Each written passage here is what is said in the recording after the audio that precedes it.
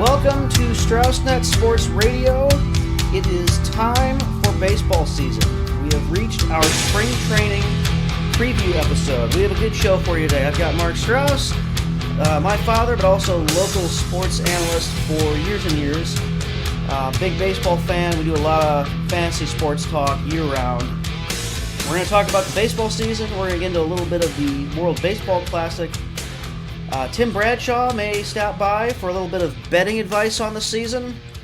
I had actually pre-recorded last night a little bit of this part of the show, the opening, so that I could get everything on the table and then we could just take off and go. There's a little behind the scenes for you. And when I have guests, sometimes I will pre-record the open. That was March 15th.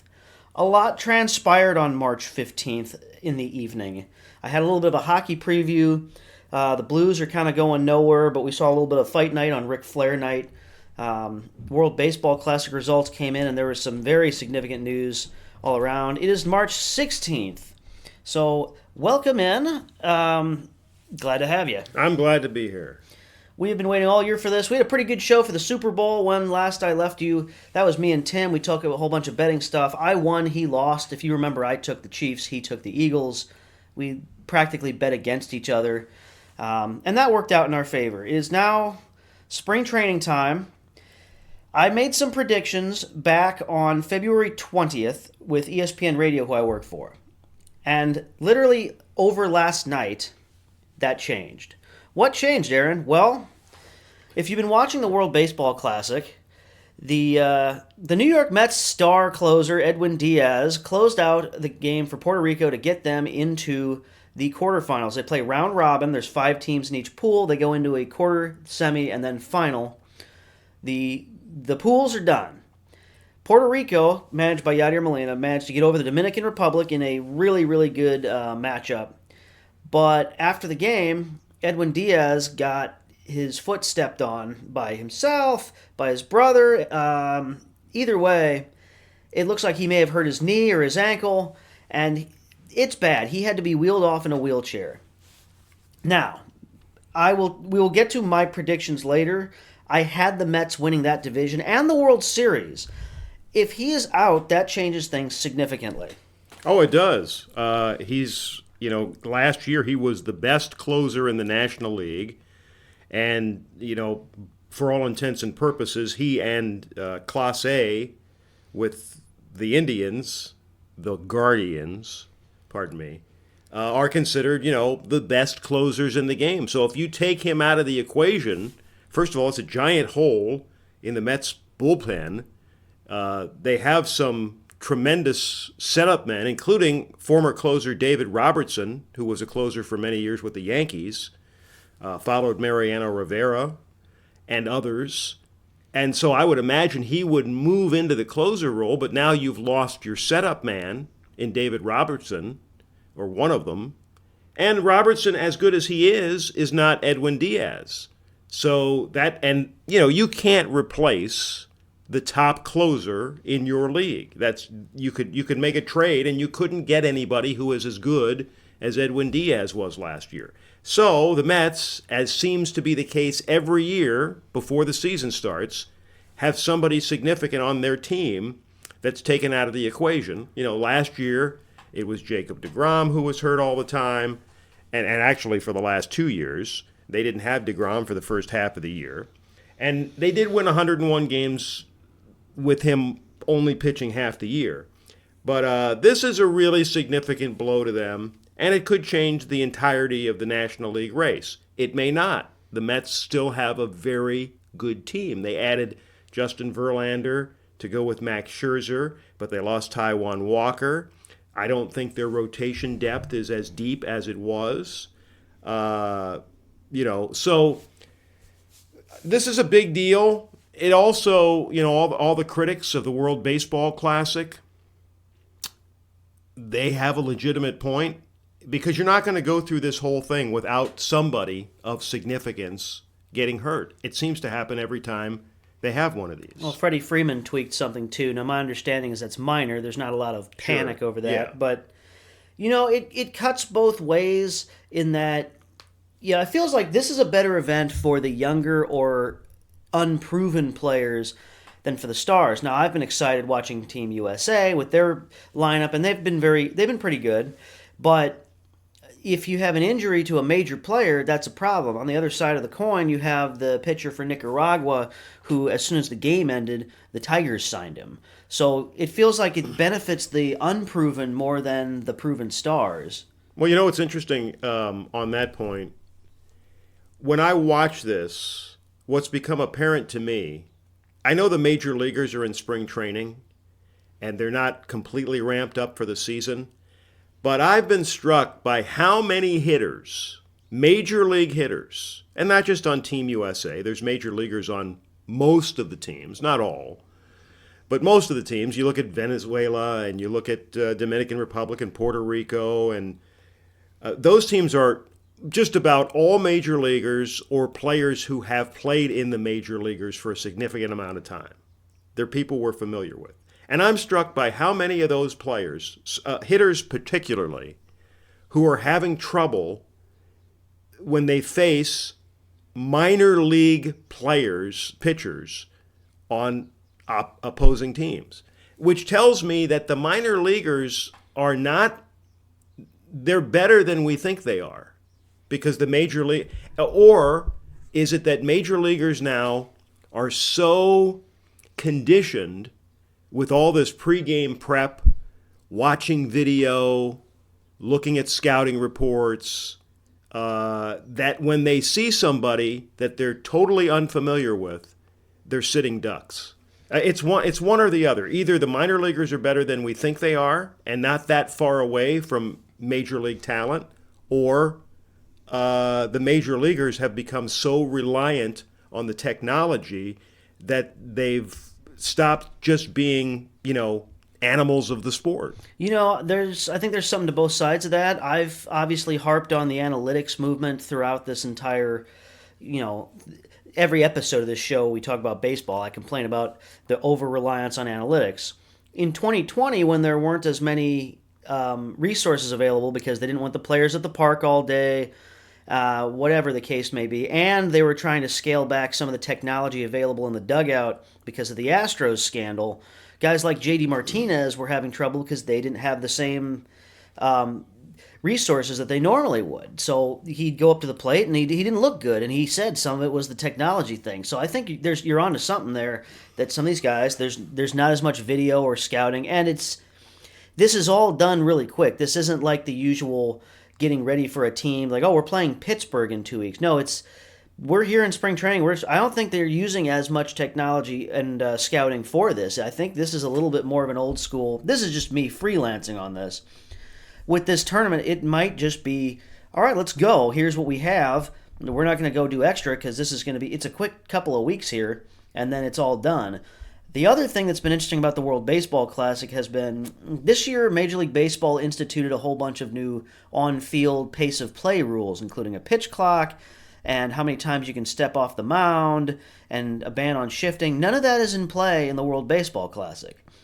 So whether you like it or not, whether you like new rules or not, players are going to spring training. They went to spring training to get ready under all these new rules. They're getting used to them. There's a lot of guys, there's been a lot of, there's been growing pains. And then they're off to the World Baseball Classic where they're not going to use this. And I believe MLB is responsible for the World Baseball Classic. I don't think it's like the Olympics where the Olympic Committee does it and the NHL is like, subordinate to that, whether they go or not.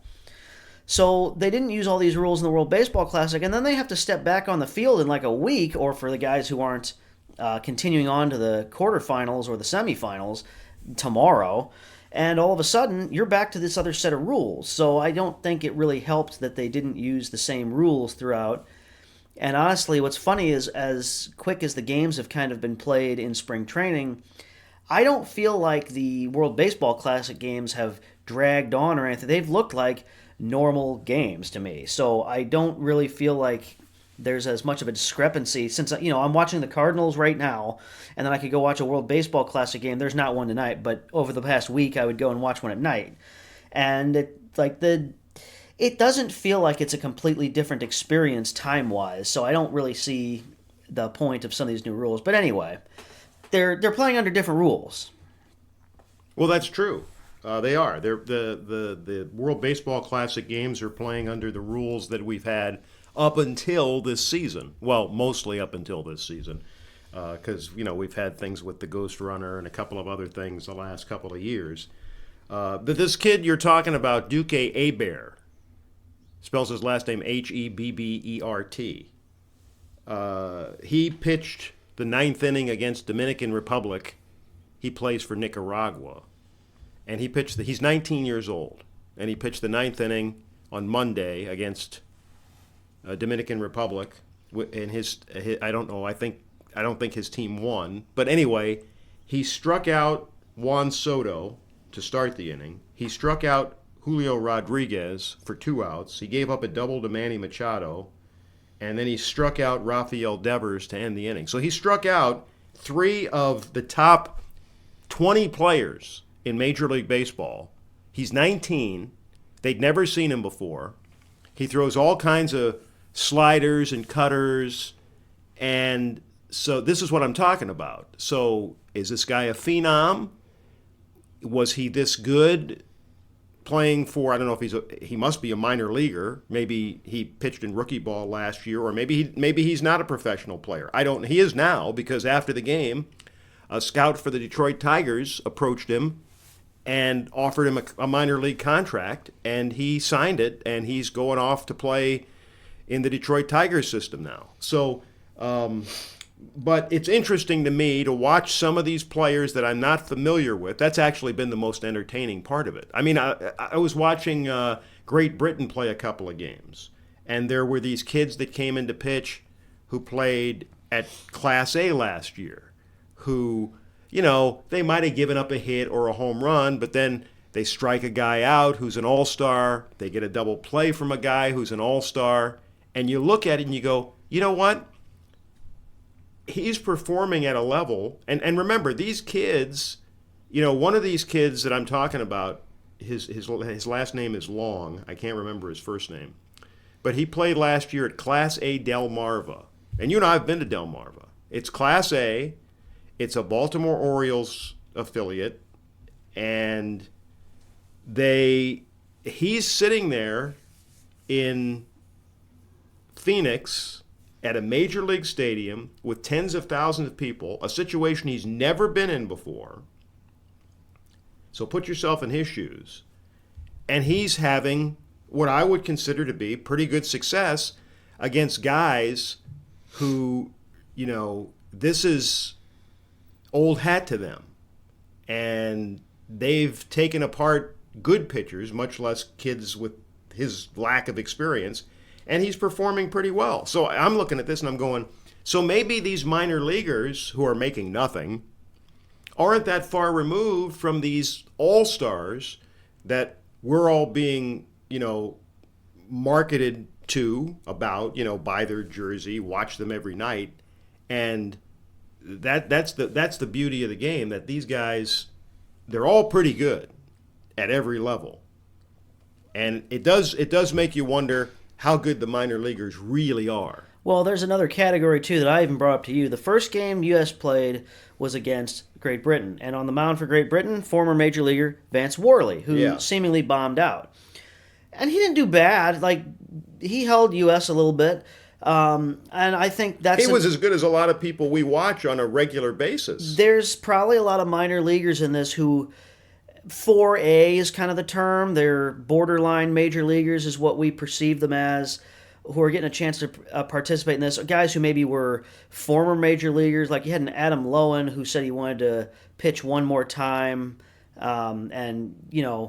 But there's other guys who aren't on the verge of retirement, who have just been bouncing up and down, have tried to stay. Maybe we don't view them as a major leaguer anymore. Well, maybe they still have that in them. And I think what people watch the World Baseball Classic and it's marketed as here's all these stars going to these different countries' teams. But I think some of the fun has been for me seeing these guys who aren't stars getting another opportunity, or getting an opportunity they've never had. And it's Vance Worley didn't pitch bad. I don't see a reason, if he's not with someone, I don't see why he wouldn't be signed to someone, maybe AAA, maybe last guy to fill out a rotation somewhere. There's plenty of teams who are tanking and rebuilding where a guy like a Vance Worley could fit into their rotation and give him some innings. So that's kind of what the World Baseball Classic's been to me, aside from, hoping USA can do something. I don't know if they will. Their next assignment is Venezuela, who hasn't lost to anyone. Japan and Cuba are already moving on. Cuba will play the winner of the Venezuela-U.S. game, and then Mexico-Puerto Rico will play Japan next. And Japan's kicking butt, too. So I watched last night. I don't remember who was pitching at the time for who did the U.S. play last night? U.S. played Colombia. Colombia, that's right. I don't remember who was pitching at the time. I don't think it was anybody I was familiar with. But I watched them throw Pete Alonso like 5 sliders in a row. And he was fooled every time. He was reaching for balls outside the strike zone. So that's what I'm talking about. Maybe it's just Alonso is not in the groove yet because it's spring training. But this guy got him to expand his strike zone. Well, here's the other thing that I'm noticing. You're talking about how just because it's spring training, yes, there are a lot of special rules and special situations, but it's very unique because this is during preseason, so to speak. A lot of the complaints today on media because of Edwin Diaz is, why are we playing a preseason tournament? Well, when are you going to play it? After the World Series? A lot of guys are either hurt or want to go home. Well, this is why the Dodgers didn't want to let Kershaw go to this. Yeah. Kershaw was supposed to be on Team USA. USA is a little thin for starting pitching, and Kershaw was supposed to maybe be their top gun, and the Dodgers had him back out of it. Well, it's in the preseason, guys. There are pitch limits for guys first time through because they're trying, and there's rules on you have to pitch certain. They schedule when guys are pitching, and no matter the situation, like through the pool play, the night Lance Lynn pitched, Miles Michaelis had to pitch part of that game, and if the game ended, which it did, he had to go back out of the bullpen and finish. So it's very interesting in the pitcher regard, but we're talking about hitters' timing. Last year with the lockout, we heard about how no one has their timing, no one's stretched out. They're going to enter the season. They're only going to be able to go about 4 innings. The hitters aren't going to be, because they only had like 2 weeks of spring training last year. Well, we had about 2 weeks of spring training and now the World Baseball Classic. And honestly, most of the players look like they're good to go. I don't know. I hear that stuff every year. We got to get this guy stretched out. Hitters don't have their timing, whatever. And then I keep thinking of these old stories that you hear the old timers tell. You and I have heard the Mickey Mantle tell the story about how he fell asleep on a porch swing one night and woke up and had to go to the ballpark and didn't think he was playing that day, but he was activated from the disabled list. And then they ended up using him as a pinch hitter in the game, and he hadn't really done anything for 2 weeks, and he wasn't prepared to play, and he hit a home run as a pinch hitter. And you hear these stories all the time. I don't understand why these guys today are so... maybe it's not them. Maybe it's the teams. Maybe it's the manager and the coaches. I think to some degree maybe it's scripted because you hear there's conflicting narratives. You hear, well, I was out hitting all winter, or I went to this camp, or I was at big league camp all winter because I live near there, so I was working out all year. And it's not like they're just, well, I'm working out and I'm throwing the ball, but I'm not going to swing my bat once this is. No, it happens. They have coaches that live down there too. They have personal coaches. But then you hear, well, it's spring training and they're not ready to go, and it's opening day and they just got done with spring. You also hear, or he's a slow starter and he'll get going in May. But I've heard this thing the whole time of the World Baseball Classic. Oh, it's pride for these guys. This is being played like postseason. They're ready to go, and like, okay, well, you can't say they're not ready by opening day in a normal year, and this year. Right. And this isn't the first World Baseball Classic. We've seen this before. The last one was in 2017. This one was supposed to be played in 2020, but we all know what happened there. Like, we've had several of these. I remember David Ortiz hitting a ball into another country, pretty much, in the first one, at Hiram Bithorn Stadium.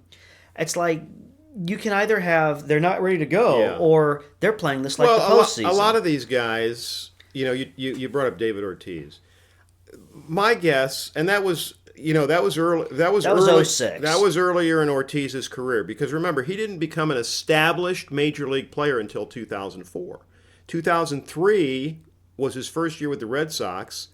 The Twins had essentially given up on him for what reason I don't know. He just didn't fit into their plans, I guess.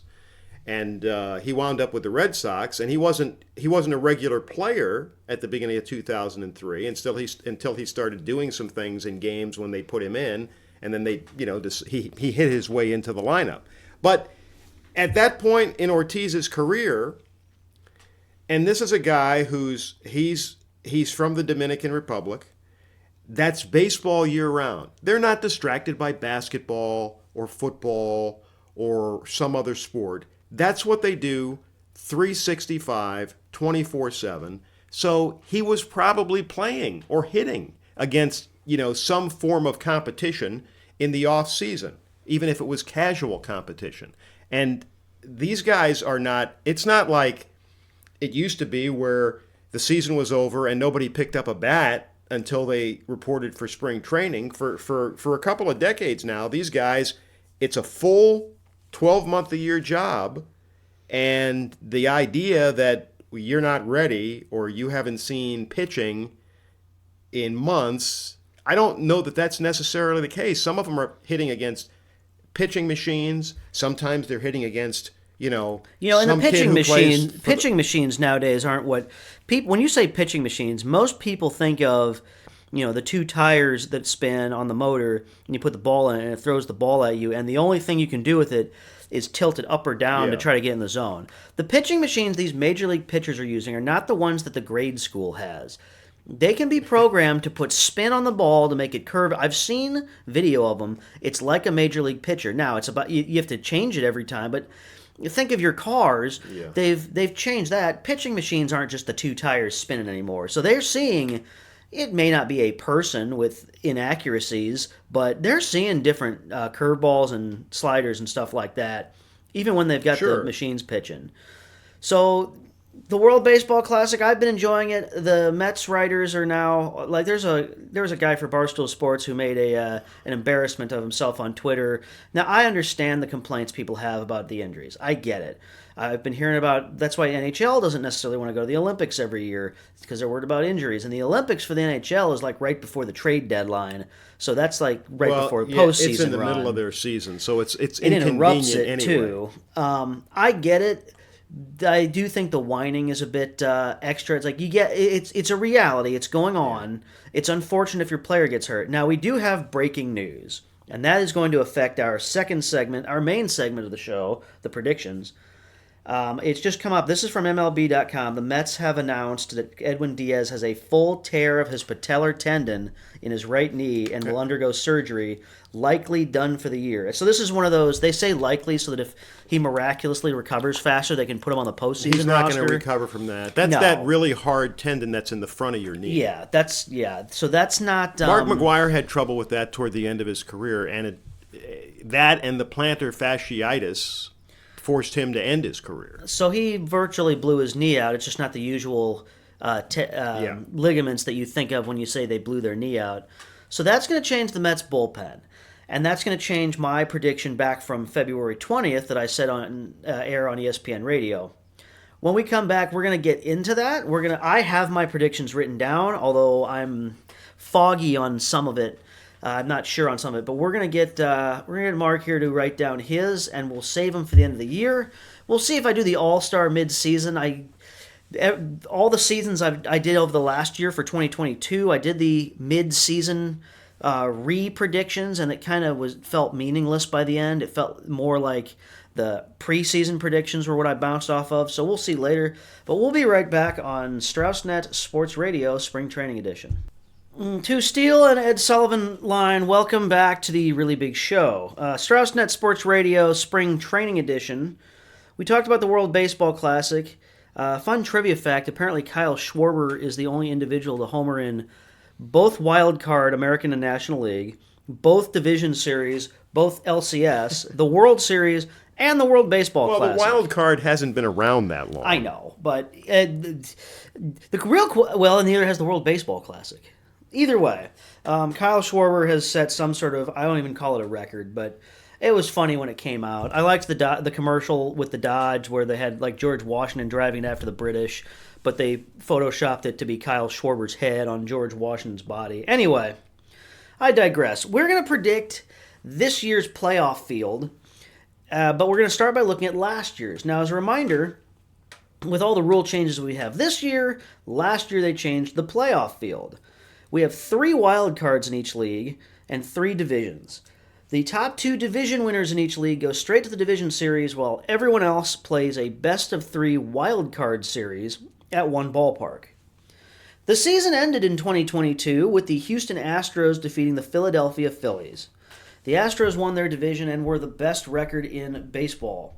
The Philadelphia Phillies were the 3rd wild card and defeated the division winner St. Louis Cardinals 2-0 in the wild card round at St. Louis. They won the division series against the division-winning Atlanta Braves, and then one of the other wild card teams, the Padres, who they defeated in the National League Championship Series. We saw the Mets fall from being a almost wire-to-wire division winner to become a wild card team. They lost to San Diego, and then San Diego beat the Dodgers, the other division winner. In the American League, Seattle and Toronto squared off, Seattle making the long-awaited return to the playoffs. Cleveland beat Tampa Bay. In the division series, Houston beat Seattle in 3 straight games, and the Yankees won in 5 over Cleveland, who was kind of a surprise with how the White Sox and the Twins looked. Houston beat the Yankees in 4 straight. The Yankees a big-time favorite throughout the season with all the Aaron Judge and Garrett Cole and all that. I'll talk about a little bit how I think the Yankees might be a little better this year because of the pressure from the end of last year. So that was last year. Houston wins. Some say maybe they're vindicated after the trash can thing. It's a little bit different team. You have a few different stars. We're a little bit removed from that. So they won their first World Series. They've been to a few now. Besides, I think they've been to 4 of the last 6. I think you're right about that. They beat the Dodgers in the trash can series. They lost to the Washington Nationals in 19. They missed out on the scamdemic season where it was only 2 months and then a gauntlet playoffs. Then we had them losing to, who won 2021? Atlanta. They lost to Atlanta.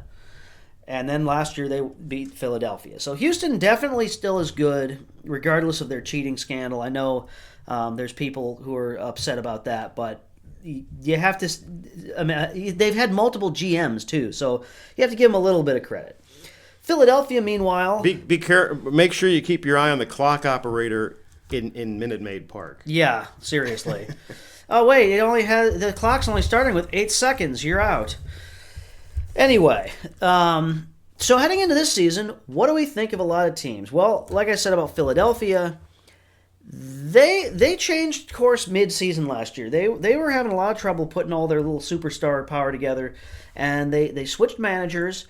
They got rid of a lot of the analytic stuff and just played baseball. The atmosphere reportedly was a lot looser, and now they get a full year of that, and they've made some improvements.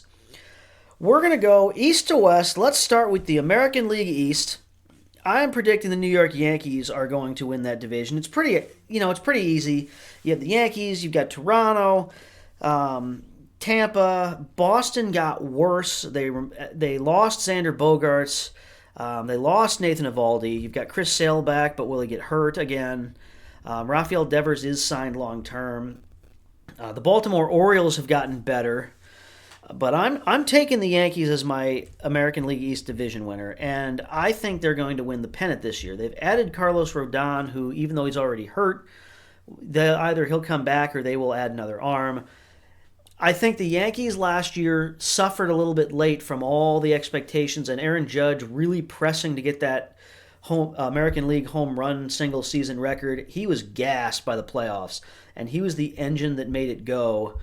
So I think the Yankees, kind of starting fresh and not worried about records and all that, have a really good chance to go to the World Series. I'll agree with the Yankees winning the American League East, and I kind of lean towards them making it to the American League Championship Series, but I don't think they'll win the pennant. Well, we're not there yet, are we? No, we'll do the division winners, and then we'll do postseason. I think the Yankees will win that division. They added Carlos Rodon, who's hurt. Big surprise. Frankie Montas is hurt. Big surprise. Luis Severino has not regained his form from his heyday. But I still think, from a pitching standpoint, they're very good. I don't think they have the best pitching in the division. I think that belongs to the Rays. I think Tampa Bay has the best pitching in the division, and I think they'll finish second. And I think they'll make the playoffs, too. And I think they'll give the Yankees a run for their money to get to the American League Championship Series. But the Rays, their pitching rotation with McClanahan and Glasnow when he comes back from his injury, and he shouldn't be out very long, and Drew Rasmussen, and they picked up Zach Eflin, and Jeffrey Springs was really good for them last year. And they have an outstanding bullpen with Pete Fairbanks and Jason Adam and Beeks and Poche and all these guys who are interchangeable. They always seem to get the most out of their players, and I think they'll give the Yankees a run for their money. And I don't think the Yankees will win as many games as they did last year. And part of the reason for that is this new schedule where everybody plays everybody in both leagues, which means you play fewer games against your own division. And even though the American League East is thought to be one of the better divisions, I think it's easier to match up against teams that you're seeing on a regular basis because you know them so well, and it's harder to match up for teams from the other leagues. So the Yankees are going to have to play the Padres, and the Yankees are going to have to play the Phillies and the Mets and the Braves. And I would say that is maybe even a little tougher than playing more games, or the number of games that they used to play, against teams like the Red Sox or the Orioles. Granted, the Orioles are better than they were, but they're not. I don't think they're a playoff team yet. So I think every division is going to have issues with this new schedule, because when you look at a team's schedule, the idea that somebody's playing a weak schedule is not going to be as easy to make as it used to be. They may play a weaker schedule than another team, but they probably aren't going to play as weak of a schedule. I'll give you an example. The National League and the American League Central Divisions. Those teams in those two divisions, which arguably have played, weak schedules the last few years because their divisions have been the weakest divisions, they're going to play stronger schedules. Will they be as strong as the other two division schedules? Maybe not, but they're going to be tougher than they were, and it's going to be harder for a team like the Cardinals, who won 93 games last year, to win 93 games this year. Yeah, a lot of Cardinal fans have talked about how it's going to be a little bit different. They can't feast on the bad teams like the Pittsburgh Pirates and the Cincinnati Reds this year. We'll get to the Cardinals and the Central Division, but for now, the American League Central Division, this is what I had to think about. I guess that's going to be a theme of the whole thing, is I have to think about that. It's pretty close in a lot of these divisions. Yeah. I'm sticking with Cleveland, who kind of snuck up and won last year. I think they're a little better than they were last year. They definitely retooled. They have a manager in Terry Francona who's as good as it gets. He's the best manager in the American League. Yeah, he's got all that experience. He's really good with team building and clubhouse. He's a Hall of Famer. Chemistry. Now, the teams that are interesting, the White Sox are a team that everyone thought was going to make a really good run, maybe to the World Series last year. And injuries just plagued them all year. You can say what you want about whether you think Tony La Russa was the wrong guy for that team or not, but it doesn't matter who was managing that team. Everyone got hurt. Yohan Moncada wasn't living up to expectations. The White Sox, I don't think that their window has closed, but they've got to fix some things real fast, and they can do it with the guys on the roster. I don't think it can be underlined enough. Losing Jose Abreu is really going to hurt them. That might have been the heart and soul of their team. He might be on the backside of his career, but that is a very, very important player. And he was a mentor to the younger Latin players. Yeah. And they're kind of letting the young players have this team. Tim Anderson's kind of the veteran now of the group, and he's not the same type of hitter. He seems flashy. Guys seem to like him who play with him, but it's just he's not the same as Jose Abreu. Now, after a whirlwind offseason, the Twins, who I thought were going to slip a little, re-land Carlos Correa. There was talk that he was going to the Giants, and then a bad medical report came back, and they said, you know what, never mind. And then the Mets swooped in, and they said, yeah, we're taking him, we don't care. And then for whatever reason, they also said, you know what, never mind. And so the Twins came back and said, we've had your medical records the whole time. Here, we'll just pay you. So he's going to be with the Twins. The Twins are a team that kind of hung around last year. They were in the lead of the division early in the season and kind of sputtered. I think the Twins definitely could get back there. I don't necessarily have them picked to win this. I'm sticking with Cleveland. I think they're kind of an underrated team, and they've added to it. They add Josh Bell at first base, which was kind of a hole for them last year. They can let Naylor play DH more. So I'm going with Cleveland. This is a really hard division to pick. I think it's the hardest division to pick. I don't know if I have no idea who's going to win this division. So I'm just going to pick the White Sox. And I'm just going to pick the White Sox because on paper, if everybody plays up to expectations and pitches up to expectations, they could win the division. And you're not going to need that many wins to win this division, just like last year. Although the Indians won a lot more games than anybody thought would come out of this division. So anyway, I'm going to pick the White Sox. The Indians are very good. They have a good rotation. I don't know how good it is on the back end, but the top with Bieber and McKenzie they're really good. Yeah, and if a guy like Aaron Savali, who's been very reliable the last few years, didn't have a great year last year, I mean, that's one more piece. So we're both in agreement about, I said Cleveland. We're in agreement that Cleveland could do it. You're picking the White Sox just because of maybe their ceiling. I just think it's really close between the White Sox, the Indians, and the Twins. Mm-hmm. And you know, as far as the Indians go, the Guardians, they have the best closer now that Edwin Diaz is out for the year. And we don't know what the White Sox bullpen situation is because Liam Hendricks is out. He's having cancer treatment. They have not said he's out for the year. We just don't know. They do have Kendall Graveman, but we just don't know.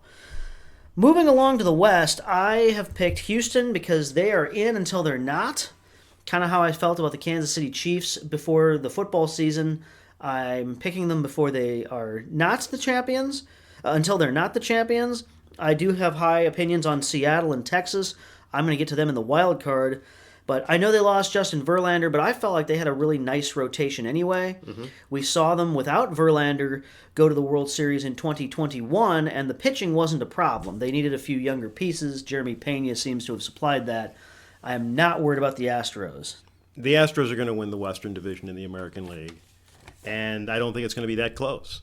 I don't know if they'll win 100 games, but their rotation, I don't think, is any less without Verlander, because what it means is Christian Javier is going to essentially take Verlander's spot in the rotation.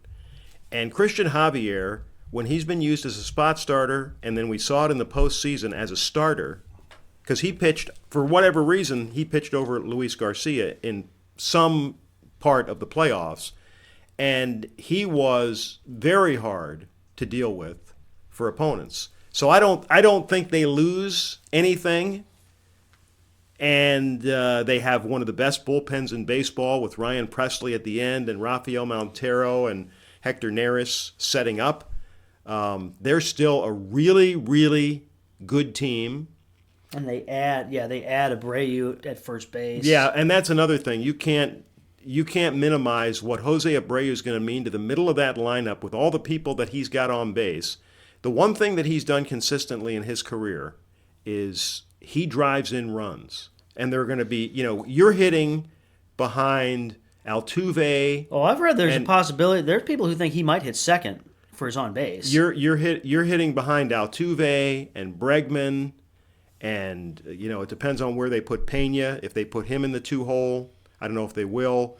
Kyle Tucker. Their lineup is so deep that they're talking about batting Kyle Tucker sixth. Now, this is what I meant about different from the trash can banging Astros. Yes, they still have Bregman. Yes, they still have Altuve. But if you look at this team, we're talking about Pena. Mm-hmm. Tucker was in the organization. He was not a major factor in the two World Series early on.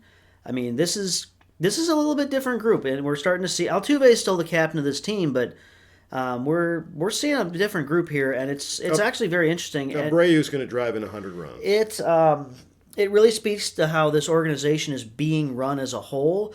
I want to say that their general manager again has left now. Yeah, Dana Davis, I believe, is his name. I thought it was like Glick or whatever was their general manager. Jim Click. Yeah, he was after the Luno. They fired him after they won the World Series.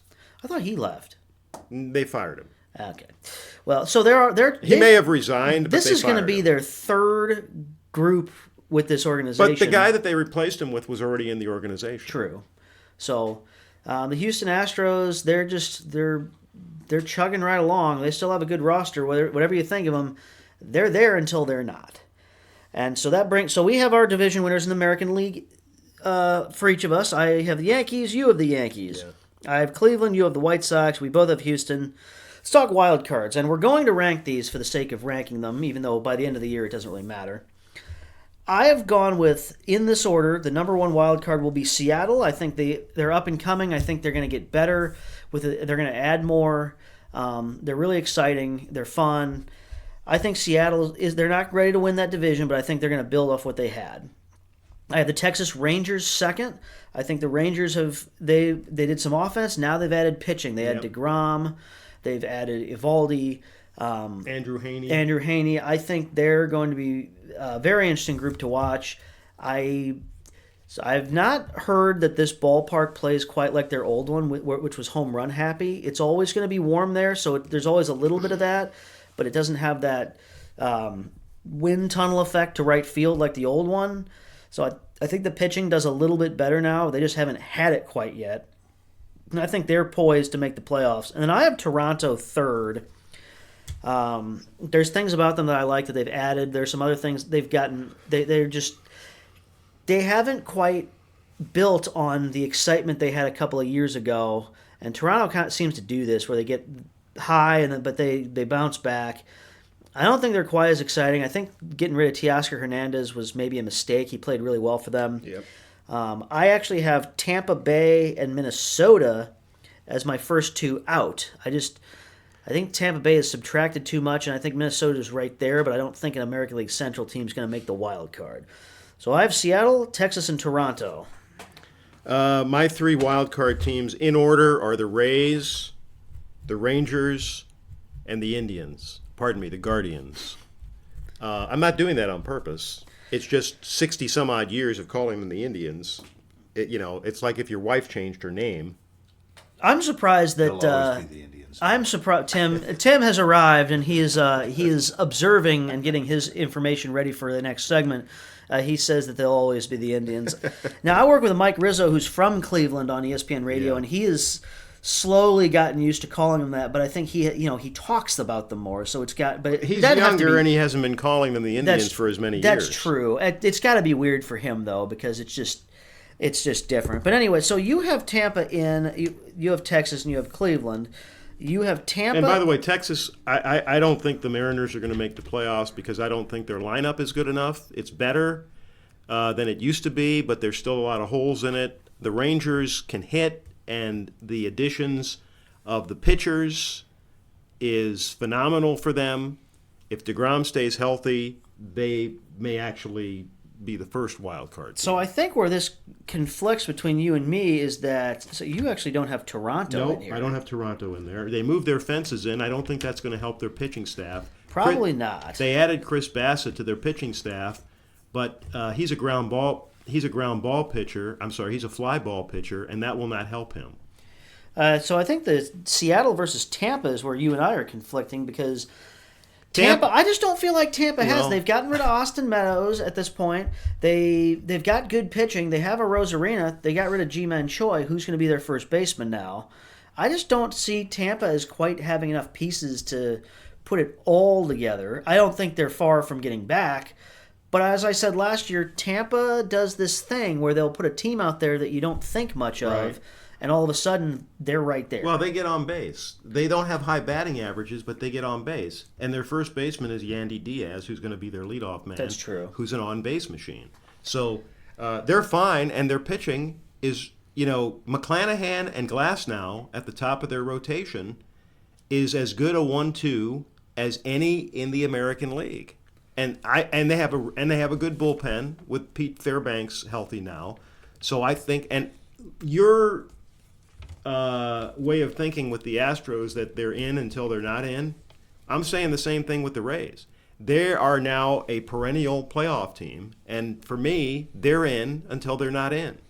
Who's your World Series team on this side? The Astros. So you have the Astros. Do you have them winning it? I have them winning the whole thing. All right. So you have the Astros winning the whole thing, and their pitching is too good, and their lineup is too good. I think the Yankees build on what they had last year. I think they still have the power of Steinbrenner, even though they won't sabotage their future. Brian Cashman's a good GM. They've kind of gone a different direction from just spending and trading prospects. They've already added a big-name pitcher in Carlos Rodon. I don't know what else are you going to do? Trade deadline if they still need another one. I think the Yankees will find their way into the World Series at last. They were so close. They had such a good year last year. I think the end of the year kind of put a strain on them heading to the playoffs. I think they'll get it done this year, but not all the way.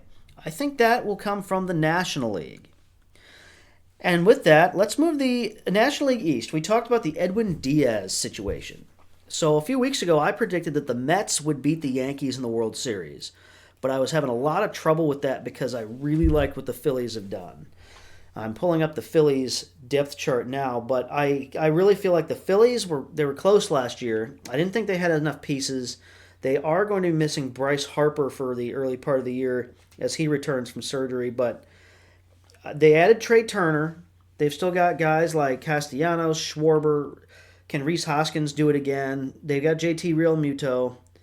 I really like the Turner addition for them. Their rotation is still Nola, Wheeler. They've added Taijuan Walker, who essentially replaces Noah Syndergaard. And I think at this point in both of their careers, Walker's a little better. And then they've got Suarez and Falter as their last two. I'm picking the Philadelphia Phillies because I liked them very similar to the Mets. But now, the Phillies' problem last year is ironically, they've traded places. David Robertson was the Phillies closer going into last year, and he kind of lost the job late in the year, and they did it by committee. This year, we don't really know who their closer is going to be, but they've got Dominguez, Alvarado. They added Craig Kimbrell, who had an up-and-down year, but he's still Craig Kimbrell. That's still a nice piece to have. They added Gregory Soto of the Tigers, who's a stud. I think this bullpen is better than it was last year, and the Phillies have so many ways they can go. If they can just float and tread water with whoever they have. They'll go with the hot hand. The two lefties, Alvarado and Soto, are going to be used strategically. So my guess is that if you get you're playing a team that's left-handed heavy at the end, you're probably going to see Alvarado. Soto will be used for setup. I know he's closed before. Alvarado has been really reliable, and Thompson trusts him. He's used him in big situations. But I agree with you on the Phillies. I think they'll win the East now that the Mets have lost Diaz. And, remember, as good as they are, and all the people you named, the guy that you didn't name will be back midway through the year, and that's Bryce Harper. That's where I was going. I think they're going to figure out how to So in the second half, it's going to be like making a trade. Yes, they will add Bryce Harper, who was still a stud last year while he was hurt. He was great. Yeah, and so they'll get him back, and he'll, in theory, be more healthy than he was. He should be able to get him back out in the field, and that'll make your defense better. So I'm picking the Phillies. I was very close to picking them anyway. This Diaz thing puts it over the top. I thought the Mets were going to beat the Yankees. Now, I think the Mets are still pretty good, and I will get to them because they are going to still be in my wild card discussion. But let's go to the Central. Last year, the St. Louis Cardinals won that. They kind of treaded water in the first half and finally got it going in the second half. I'm going to pick them to repeat as division winner. Now, here's why. I think the Cubs have gotten better, but the Brewers have gotten worse. The Brewers every year play with this whole Keston Hiura. Is he going to be good this year? Is he not? They never seem to add the last few pieces they need. They're still paying Christian Yelich to be a superstar, and he's just not that anymore. I think the Cardinals, even with the balanced schedule, are going to be a lot better than people think they are. There's a lot of complaint about they don't really have a true number one ace pitcher because they didn't sign this guy or that. They've still got Wainwright, who was dealing with a mechanical issue last year. He'll be fine. They have Miles Michaelis back, very reliable. They've got Jordan Montgomery, who got even better when he got to St. Louis. You get Steven Matz back healthy, and then the X factor is going to be Jack Flaherty. I think the Cardinals can win this division regardless, because they still have guys like Dakota Hudson and Woodford. But if Jack Flaherty can find it, that puts them on a new level. That's why I'm not picking them to maybe go to the World Series at this moment, because we just don't know where that rotation, what their ceiling really is. There are a couple of bullpen questions outside of Helsley and Gallegos. And just like the rotation, there's an X factor in the lineup. With Albert Pujols gone, who's going to step up there? It could be Jordan Walker, who's having a fantastic spring. And the Cardinals, people are saying the Cardinals are built on the word if. And if a lot of things line up, they could go to the World Series. That's not me being a homer. If everything lines up for them, they're having a World Series type year. If it doesn't, I think they can still win this division, but it'll look a lot like last year where maybe they exit early. I agree on that. I don't think the Cardinals could win either of the other two divisions in the National League, but I think they can win the Central Division. And I'm not. Their rotation's okay. It's good enough if their bullpen's really good. And you mentioned Jordan Walker. He's not going to DH. If he's on the team, he's going to be in the outfield. I more meant filling the void of Albert Pujols than him being the DH, so to speak. I think what the Cardinals are going to do with Walker, because he's having such a tremendous spring training, is he'll be the left fielder, and they will platoon Lars Nootbaar and Dylan Carlson in right field. Because Carlson hit .305 against left-handers last year and 2.0 something against right-handers. So that, to me, seems, if you're trying to win, that's what you do with those two players. Nootbaar is a lefty who hits righties, and Carlson's a switch hitter who hits lefties, and they're both good defenders. Nootbaar's a little better. Some people think he's really a lot better, but Carlson's fine, and you're going to get the production out of him against, people say, well, he's too young to be a platoon player. If you're trying to win,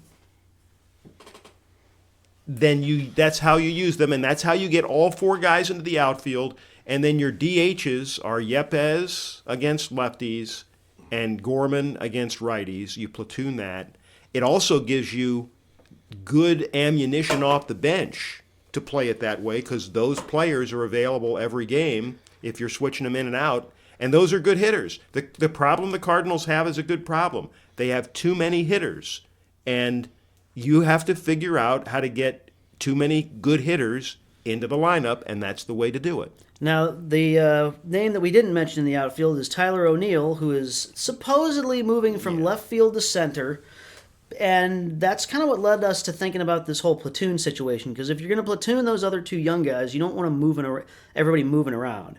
If you nail down O'Neill, who's won a Gold Glove, in center field, taking over for Harrison Bader, and there's no reason he can't do it. He has filled in there before. You can put Walker in every day, and you can have Nootbaar and Carlson in right field every day. That's been their primary position in the major leagues, even if Carlson came up originally as a center fielder. And it looks like a decent blueprint. O'Neill had a fantastic 2021. He was hurt a lot of last year, and if he gets hurt again, you just put Carlson in center, Nootbaar plays right. You have all these pieces. You can put a Nolan Gorman at second base and then move Brendan Donovan to the outfield if you need to. They have a lot of good options. Now, the rotation has been the concern of a lot of fans, and I wager that having a rotation full of 2 or 3 starters is better than having one ace and a whole bunch of nobodies. I mean, look what the Red Sox have had to deal with. There's been years where they had Chris Sale and like nobody else. And that's what they're potentially dealing with this year if Sale bounces back, is you've got Sale and then an aged Corey Kluber, a Nick Pivetta who's a 3 at best probably. So I like the Cardinal rotation a lot better than a lot of people. It'll be very interesting to see what happens with them. There's another name that we haven't even mentioned, and that is Wilson Contreras. They add Wilson Contreras at catcher with Yadier Molina retiring. Now, Wilson Contreras doesn't have to be Yadier Molina. He just has to be a good catcher who handles pitchers well. He sat out the World Baseball Classic so he could get used to this coaching staff, the system. Obviously, he's not working with Wainwright and Michaelis right now, but he did before the World Baseball Classic. And he's going to definitely give you more offense than Yachty did the last few years. So you're already talking about having him as your 5-hitter and building around. Well, that. it's offensively, it's like having an outfielder behind the plate. Yes. So that's a plus. And he's not a bad defensive catcher. I think the rankings show him somewhere in the middle. So he's adequate, and Cardinal fans just aren't used to having a catcher that's average to a little above average as a defender, but he's fine. I think the Contreras defense thing it's been skewed because when he came up, there was all this hype about him, and it was, he's going to be the best catcher in the division. He didn't have any trouble catching in 2016 when he was catching Arrieta and Hendricks. Yeah, and Lester and all them. So Lester didn't complain about him. So although Lester used Dave Ross a lot. But he was used to him from Boston. There's a thing. But he caught a staff. He was part of a World Series staff. He caught a Cy Young Award winner. So Wilson Contreras, he came up and he was this great thing, and then all of a sudden, now that he's in St. Louis, people are like, well, he's not as good. It's kind of like when Jason Hayward came to St. Louis, and they're like, well, he's not that good a fielder. Like, yes, he is. I think it's just some sour fans trying to push down his stats. The reality is, he'll be Wilson fine. Contreras has a rocket arm. It can be a shotgun at times, and I think that gets a little bit of a bad rap. The pitch calling, and we don't even know if he's going to be calling all the pitches the same way Yachty did. It's going to be a little bit different, and there might be a learning period. So I'm not that worried about him, though. He's a major league catcher. He's been an all-star. Yeah, he's not a rookie. It's not his second or third year. He's been around. He knows the hitters. It'll be fine. I have criticized him in the past about being immature, but I think over the last couple of years, especially him being the elder statesman on the Cubs with them trading a bunch of guys away, he looks like he's matured some. We're going to find that out. I did get to meet him briefly at the winter warm-up, and he was very polite. So, well, they're paying him a lot of money to act a certain way. I mean, that's true. Well, so are the NBA players, and they're always in jail. No, but this is different, I think, because the team that he was with, that he was loyal to, didn't show him the loyalty that he, I guess, expected in return, and essentially sent the message to him that, we like you, you've done a good job, but we're not going to keep you.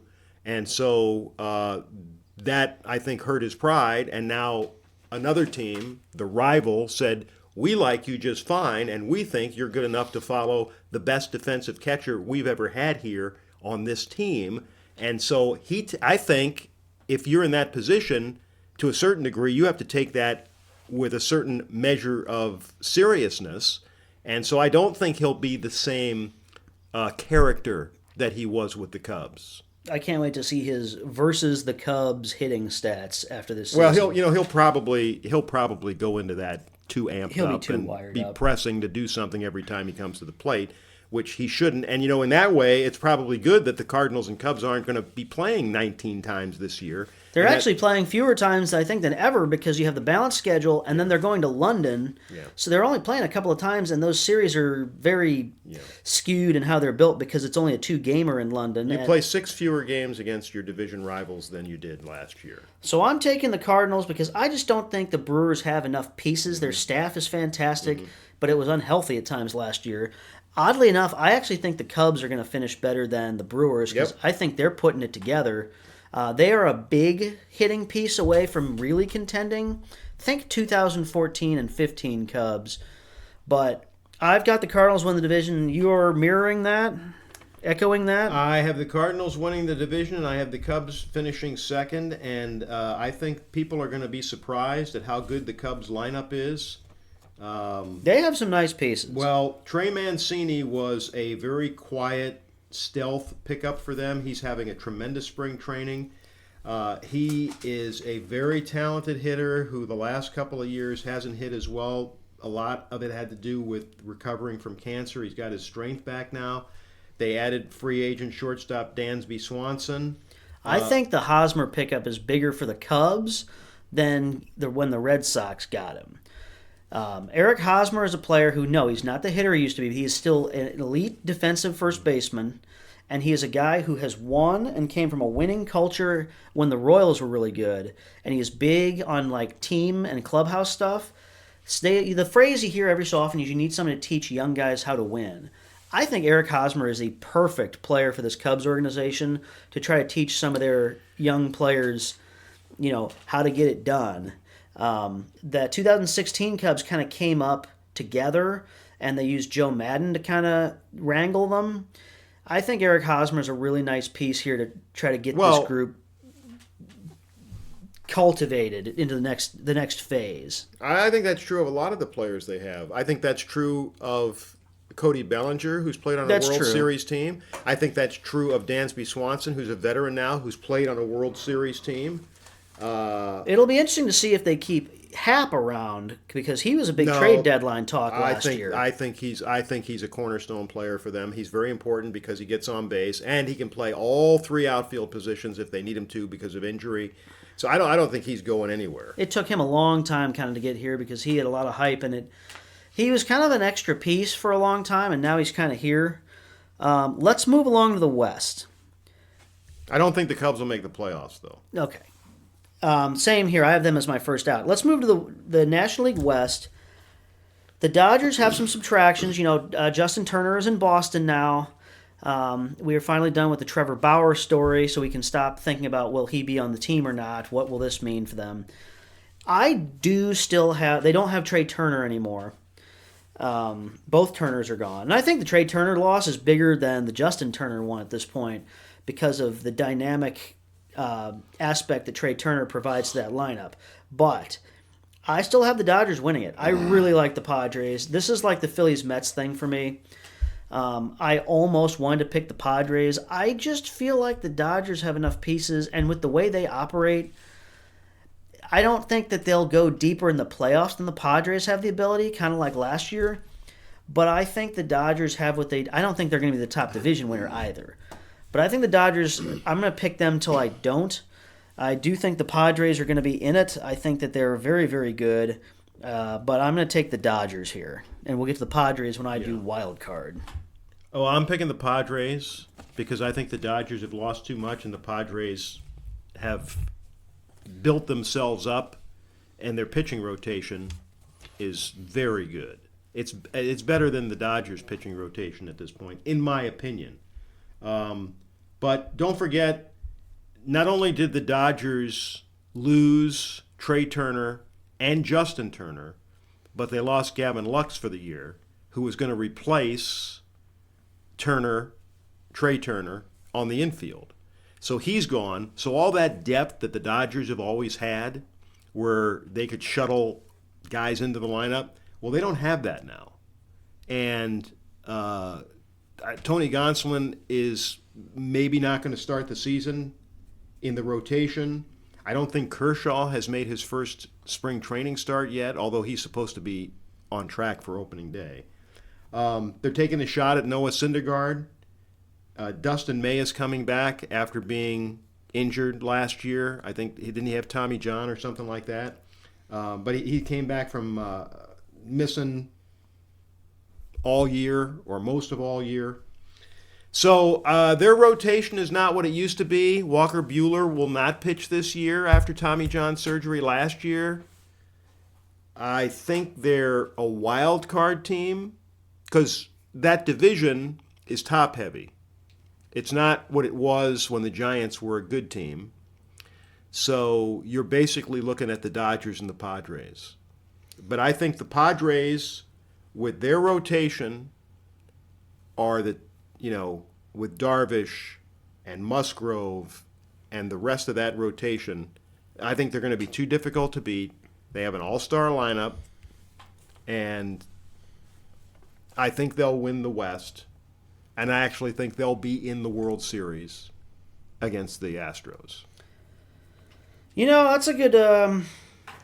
I've never been talked out of my own predictions like in the moment, but I might have to eat some crow here and change my prediction. Just keep it, because one of us will be right and one of us will be wrong. I was having fun to begin with, but so you're right about that. I had forgotten about the Walker Buehler thing.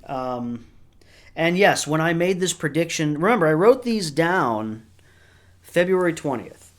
Gavin Lux was not hurt at that point. You know, and the Padres did a couple of other things that a lot of people won't make a big deal out of. Well, the Xander Bogaerts thing I think was huge for them. Well, that's a big addition. But the other things that they did was they added a lot of depth to their pitching staff with acquiring Seth Lugo and Michael Wacha.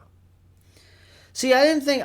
What's their rotation right now? Well, right now, when Musgrove comes back, it'll be Darvish, Musgrove, Blake Snell, and then two of these three, Wacha, Nick Martinez, and Seth Lugo. So I know people are really high on Nick Martinez. He started one of the World Baseball Classic games for USA. And Lugo or Martinez would be the candidate to move to the bullpen when Musgrove comes back. He's got a broken toe, and he's probably not going to miss that much time. But those two guys have operated out of the bullpen before. I think Wacha would stay in the rotation as their fifth starter. So, and then they've got Hader, Robert Suarez, Luis Garcia, Drew Pomerantz, if he's healthy, he never is, Steve Wilson, Tim Hill, Nabil Krismat, and Jose Lopez, who's a left-hander, and one of three Jose Lopez's, I think, in the major leagues. That'll be their bullpen to start off the year. So, you know, I just think they are what the Dodgers maybe were. They added Nelson Cruz. And they added Nelson Cruz to be their designated hitter. Yeah, I just there's a you know I'm gonna do it. I'm gonna change that. I'm putting San Diego in the West. Like I said, I was looking at my predictions from before, and yes, there are some injuries that these did I think not that's take into the best account team at in the the time. National League right now. I think they're pretty good. I don't have them going to the World Series. I'm not going to change that part. I'm going to keep when we get to World Series.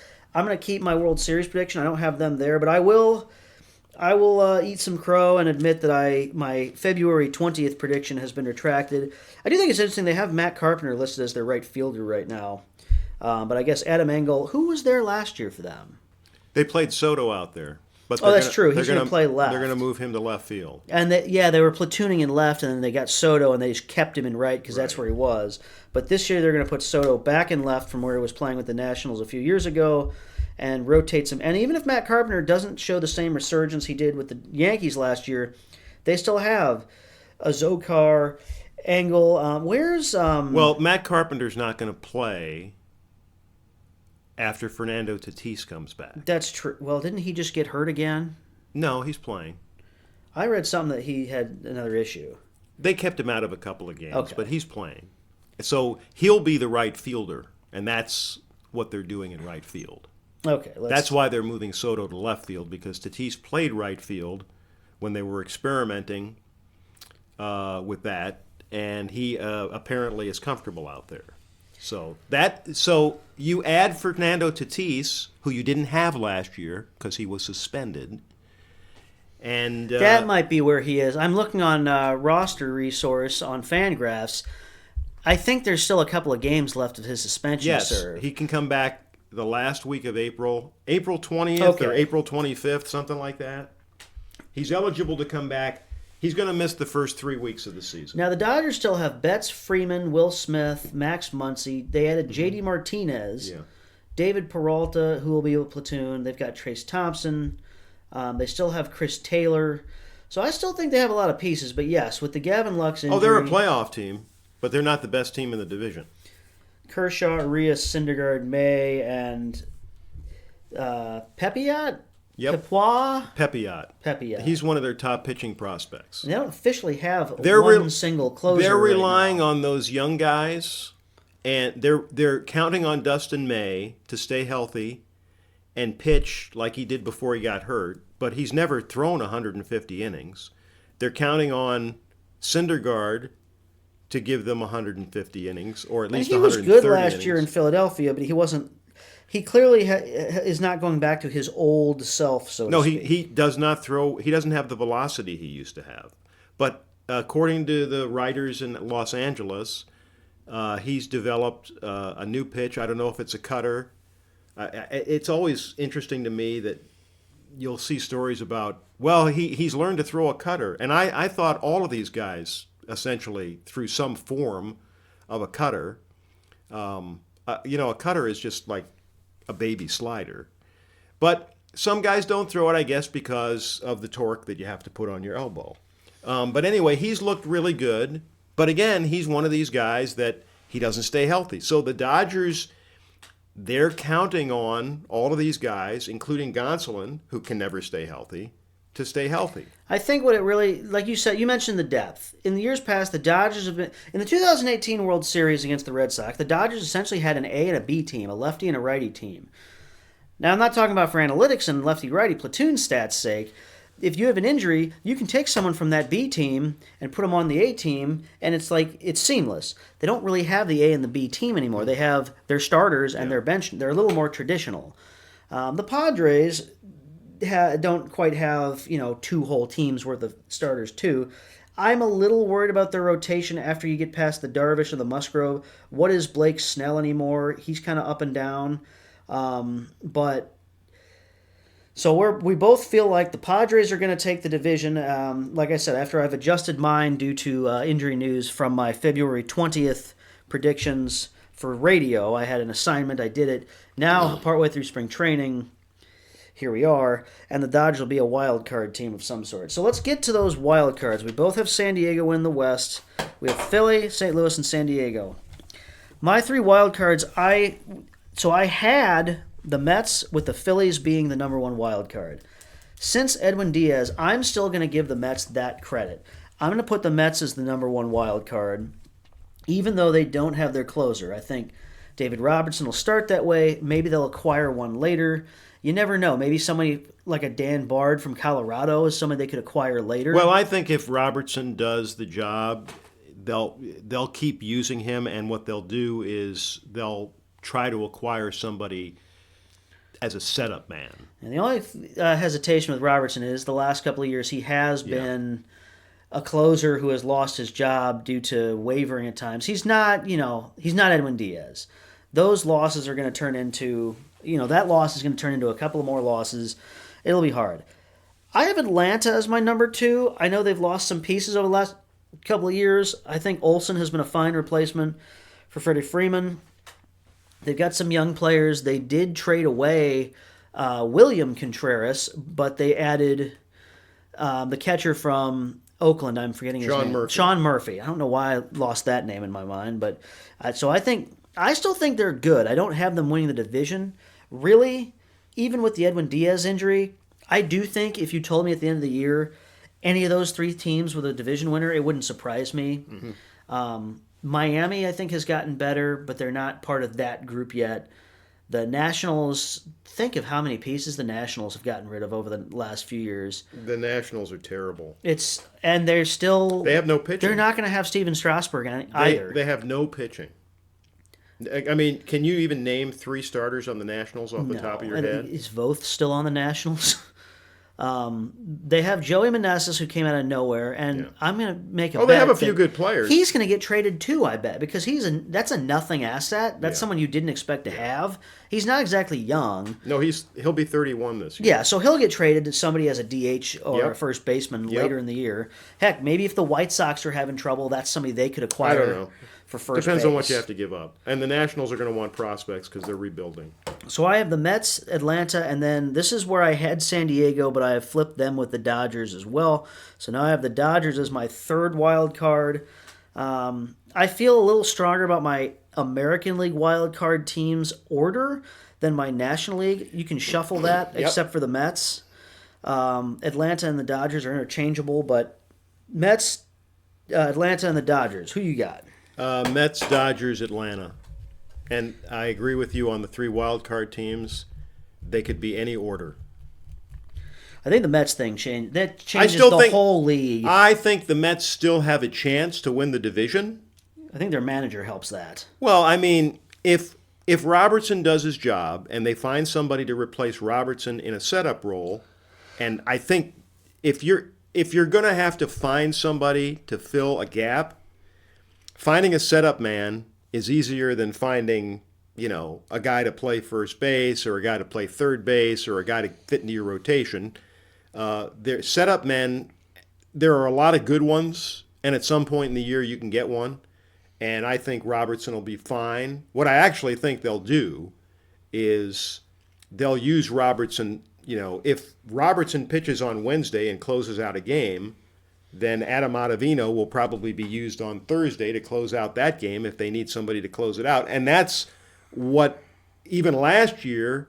It's funny, this is how the Phillies work. Well, this is what the Mets did last year because they didn't want to pitch Edwin Diaz 3 days in a row.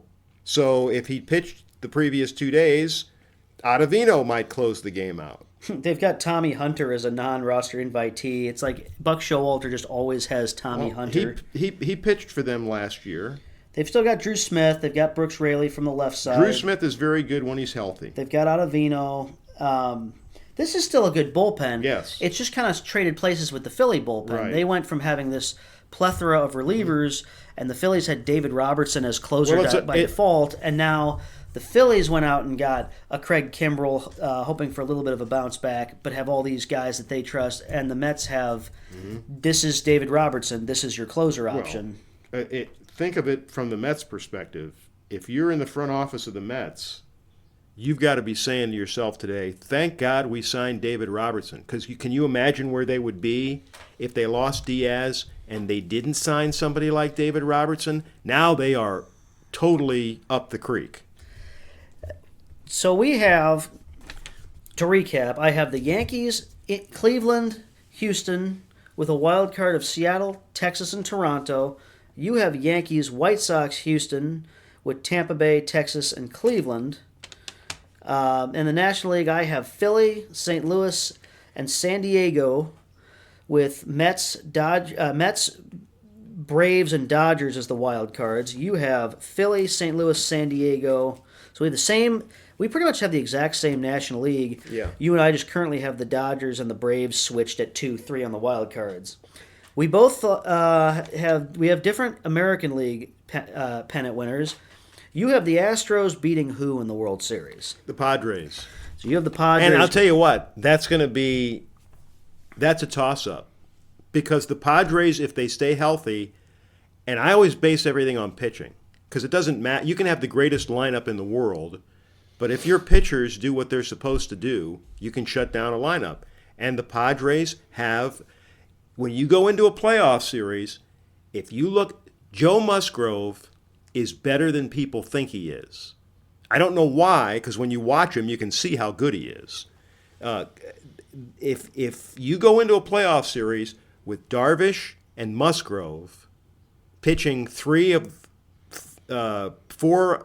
of 7 games, if you can work it out, depending on how the schedule falls, you're pretty good. And then you've got Blake Snell and you've got the others that I mentioned before behind them. They could win everything. Well, and we're thinking in terms of spring training. Yeah. Look to the trade deadline, and if this team's on track to be, if that's their biggest weaknesses, we'd like to get one more really What good if Fernando starter. Tatis returns to the form that he had before he got hurt and before all the nonsense that he's been through the last 2 years? What if he returns to the, and there's no reason to think that he won't. He's a talented player. What if he starts just hitting great guns, and they're better defensively than they used to be because they're going to continue to play Kim on the infield. So this is a really good club, offensively and defensively. I'll throw out a wild situation. The Brewers and Corbin Burns seem to be at odds, and I think this is his last year under contract. What if the Padres were to acquire someone like a Corbin Burns to go with that? Then I think they become like a favorite of all favorites. Those are fun things to talk about, but if I'm the Brewers, what I'm going to want from the Padres is probably going to compromise their ability to win the World Series. So if I'm the Padres and I'm looking to make an addition, I'm looking to make a smart addition. Like you were talking about, you're talking about adding a pitcher, but at some point during the season, some team is going to have somebody who can win you 5 or 4 games down the stretch and is not going to be asking for a lot of prospects, or they're certainly not going to ask for a big ticket guy because these guys make so much money, they're untradeable. I mean, you could never trade any of these guys. They just make too much money.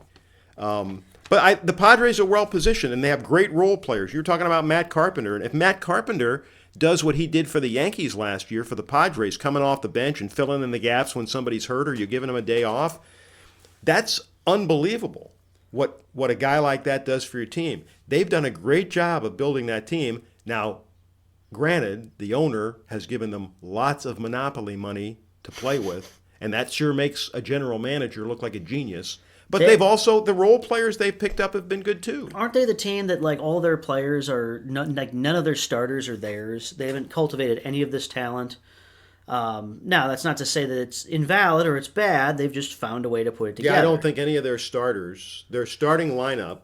Well, I think Kim is theirs, but nobody else is. Not even Cronenworth. Cronenworth came in a trade. I think Cronenworth. What trade did he come in? I can't remember. He came in a trade. And then you have Manny Machado, who's now kind of become the captain, and they re-signed him. He said, "I'm going to opt out because I've seen the markets," and they said, "Okay, let's just get this done." So they have him and Bogarts for the rest of their lives, and that might look bad down the road, but for now. So I'm not going to pick the Padres to win the go to the World Series. You have Houston beating the Padres. Yeah, but I think the Padres could win the whole thing. I have Philadelphia going back and beating the Yankees. The Phillies are really good. I think the additions they've made, I think they could pick up. Oddly enough, I'm not a bullpen by committee type, and I think they'll eventually have a main closer. It seems to be the fad to have two closers now, a guy who's your main and the guy who's kind of your backup. Like, okay, this guy threw a lot of pitches yesterday. Yeah, but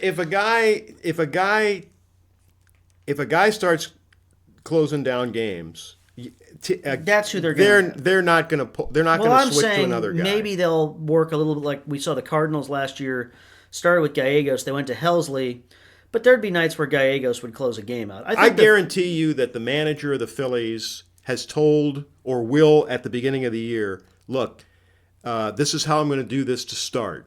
And those pitchers know that when he says that, if he says to Robertson and whoever else is in the room with him, this is how we're going to do this the first couple of games, and just be ready. It could be Alvarado, it could be Soto, even though he's a lefty. Well, however they do it, those guys know that if it works, there's no reason to change it, and until it blows up multiple times, that's the way it's going to be. I think them having the two number one caliber pitchers and then a guy like Taijuan Walker, who's very underrated, coming in as your third starter. Ranger Suarez wasn't bad last year. He was very serviceable. Kind of reminds me of a Kyle Loesch type. Oh, I think he's a good pitcher. He's not he's not viewed the way that people in Philadelphia probably view him, just because he's not a household name. And they have some young players. They're another team that you could, at the trade deadline, maybe they add a starting pitcher. They added Syndergaard last year, and that'll help them. So I have Philadelphia beating the Yankees. You have Houston beating San Diego. And that's kind of where our season's going to go. Here's a few notes from me. I think Seattle impressed. I think Texas is improving. I think Texas could be a big X factor in the American League, where they could do better than we're predicting them to. But I think they have to get off to that start. Kind of like Seattle last year. Everyone wanted to be hot on them, and they got better. Where can they be? I mentioned Flaherty is an X factor for St. Louis. I'd like to see the Cardinals sign some of those pitchers long term, just because they don't really have anyone under contract next year. But for this year, that doesn't matter. I think I covered all this. So thanks for joining me. We're going to swap you out for Mr. Moneyline over here, Tim Bradshaw, and he's going to tell us not just what he's predicting, but what Vegas likes to say about it. So we'll be right back with Tim. We'll be right back on StraussNet Sports Radio. Welcome back to StraussNet Sports Radio.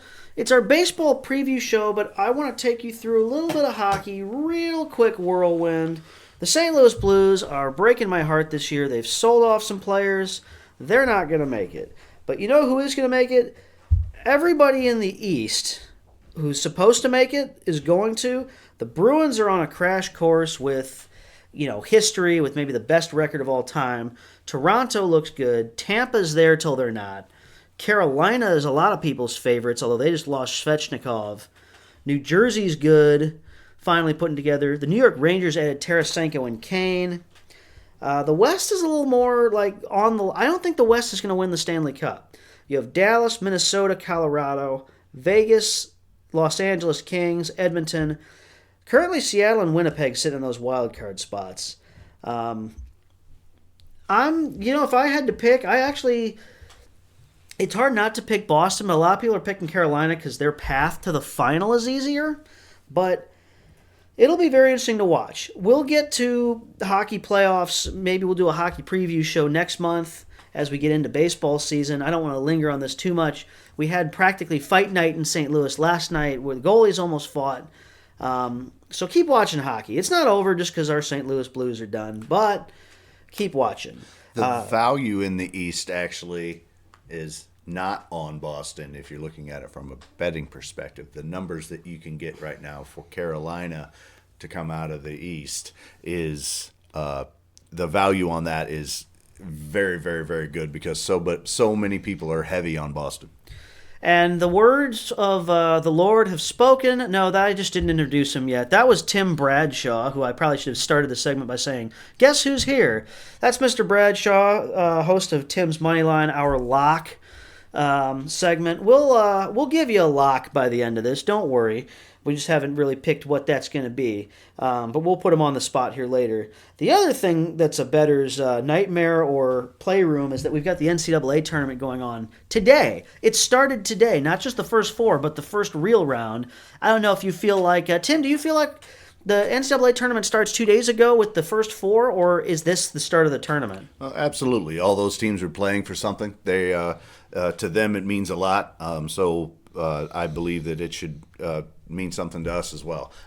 From a betting perspective, also, if there's a bet to be made, even if it's a playing game, if there's some value in a play, then I'm going to make it, and it's the same value to me making that play on the Tuesday playing game as it is on the games I have today. Tim and I are in a pool together with somebody else from one of our fantasy leagues. Maybe a couple more have joined. I haven't looked today. I have Kansas beating Arizona, along with Purdue and Houston in my Final Four. Tim, who's generally your Final Four? My Final Four happens to be Alabama, Tennessee, Gonzaga, and Texas. And who you have beating who? I actually have... I believe I have Gonzaga beating Alabama 90-85 in the championship game. Yeah, I always hate having to pick the tiebreaker. I was telling you at work the other day that when I look at making my predictions, and oddly enough, you, the betting master, are not quite as good in recent history as I am with the tournament.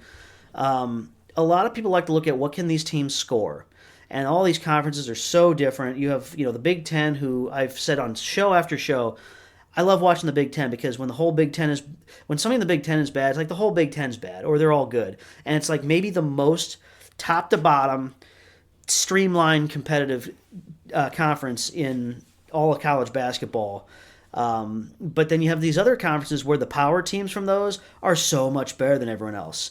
So I don't pick my teams based on how many points do they score. I like to look at the defense because I think a good team that scores can score against anybody, but a team that can defend anybody. I really think that when it gets into these, the teams that know how to stop another team is where it makes a difference because, you might have a team playing a bottom feeder and it's like, oh, they average 90 points a game. Well, that's because they're playing a bottom feeder team.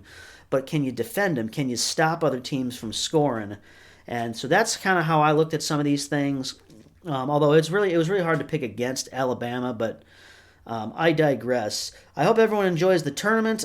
We haven't done a lot of coverage of the tournament. We did a show last year, and we were really, really, really, really, really bad at it.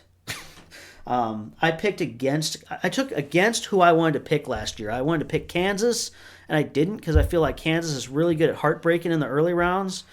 And it came down to the final for me last year. Kansas and North Carolina. If North Carolina had won, I would have won because I didn't pick Kansas and my champion was gone and whoever I was ended up losing to had Kansas. And if I had just taken Kansas, which was my initial gut feeling when we did our show, I would have won. So that just shows how good we are at this. But we've been talking baseball all day, so we're going to get back to that. Tim was here for our discussion of predicting the divisions with me and my father, Mark.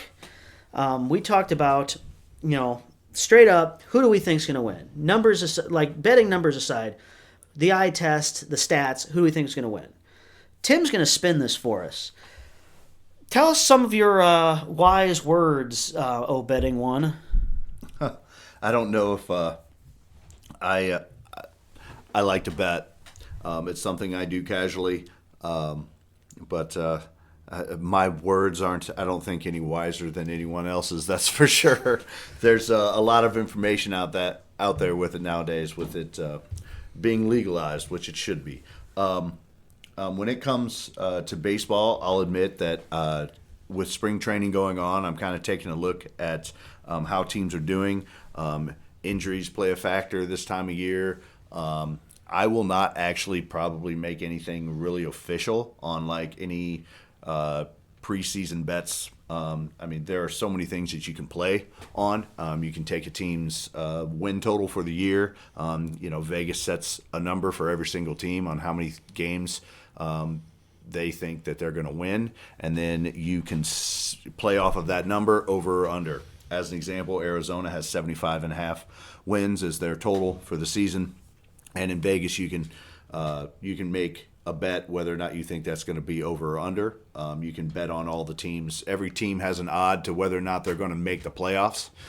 Teams have numbers on whether or not you can pick who's going to win the division, the World Series. There's a plethora of things you can play on, and I actually like to see how the spring training goes completely. And I actually don't make too many plays when it comes to like win totals or anything until literally days before the season's going to start, where you really know what a team's going to look like, because I don't want somebody to lose a star. And we've already seen that in the last 24 hours. A week after I've made a prediction on an over or under play on a team, and then they lose somebody, that's heartbreaking. So Edwin Diaz was lost. We've talked about that throughout the show. We kind of broke the news during the show that he is done for likely the entire season. He has to have surgery on his knee. And, that literally changed my prediction from February 20th, the first week of spring training, I had flipped the Mets and the Phillies, who I thought were close, but I had the Mets winning the World Series, and I flipped them with the Phillies. And while, yes, I still think the Phillies can win the World Series, I'm not as strong on that as I was, when I picked the Mets. Same thing. Dodgers, I actually changed that during the show because I had on my predictions the Dodgers winning, and I was still kind of thinking about, do I think they can still do this? And they've started to have some injuries come up. And I let my dad, Mark, convince me that the Padres, with his pick, and he's telling me don't change it, but no, I agree with him. The Padres are going to win that division. And that's just from Gavin Lux getting hurt, and maybe Freddie Freeman's dinged up, and Tony Gonsolin was, healthy when I made that prediction. And that was a big reason I took the Dodgers, was Tony Gonsolin and how he was an all-star last year. Well, without that piece for, maybe a couple of starts, maybe he's in and out of the rotation, that changes things. So what Tim's saying here is, I changed something that I have no money on. Like, it really, my credibility is to whatever you listeners think, regardless. The only thing, if I get something wrong, it's just, I was making a guess for fun based on my educated knowledge. Tim's not going to tell you to put money on something when, so-and-so could blow out their arm tomorrow and we're doing this show today or the day before the season. I definitely have some, don't get me wrong, I definitely have some teams and some plays that I like and am definitely taking a look at. And there are some that I feel so confident about that I want to fire right now and just take them. But I need to stay and make sure I stay disciplined, see how the spring training plays out a little bit, and see how some lines move, because that's a big deal as well. Lines moving one way or another, sometimes it can work against you. Let's say you like a team and you like the over and they're at minus 120. Well, by the time it rolls around, you still want to take that play 2 days before the season starts. You have to get the play in before the season starts, or you can't make the play. And, well, maybe it's at minus 140 now. Well, you lost value on it. The number went against you. But all of those factors play in. You got to take a look at I use that word a lot, value. And that's what betting's all about. It's not about the team. Granted, there are things and aspects to that, but it's more about the number that you're playing. Perfect example. For example, you and I both have an example. For example, for the NFL season, after the Tampa Bay Buccaneers had signed Julio Jones last year, I went to you and said, what's Tampa's number to win the Super Bowl? Because I don't think they're getting as much hype as they should be. People are saying, "Oh, Brady's a year older," and then the season ended up going exactly how Vegas thought it would, where they were good, not great. But I thought this team, if they stay healthy, has a chance. They didn't stay healthy. And then after week 1, I came back to you and said, "Hey, did we ever get that bet in?" And you had said no, and you told me what the number was, and it had gone away from my favor. And I still took it, but it's timing is everything, as you're saying. Well, and a perfect example right now is if you look at the National League West, the Dodgers are the favorite in the betting eyes to win the division at minus 155. Well, San Diego's plus money.